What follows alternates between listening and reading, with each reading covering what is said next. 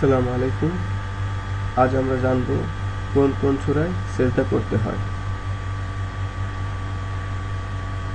প্রথমে আমরা দেখতে পাচ্ছি কোন কোন সূরায় সিজদা করতে হবে। সূরা আল আরাফ, সূরা রাদ, সূরা নাহল, সূরা বনী ইসরাইল এবং কোন কোন আয়াত কোন কোন পারা তা আমরা দেখতে পাচ্ছি। এরপর আমরা দেখতে পাচ্ছি সূরা মারিয়াম, সূরা হাজ, সূরা আল ফুরকান, সূরা নমল, তাদের সূরা নাম্বার, আয়াত নাম্বার এবং পারা নং, এই সকল পারায় এবং আয়াতে আমাদের সিজদা করতে হবে।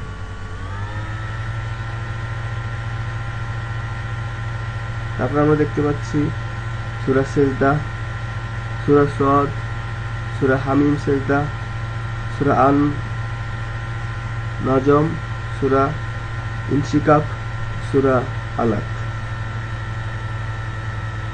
এই সকল সূরায় যে আয়াতগুলো এবং পারাগুলো উল্লেখ করা আছে সেখানে আমাদের সিজদা করতে হবে। ভিডিওটি ভালো লাগলে লাইক, শেয়ার এবং অবশ্যই সাবস্ক্রাইব করতে ভুলবেন না। ধন্যবাদ।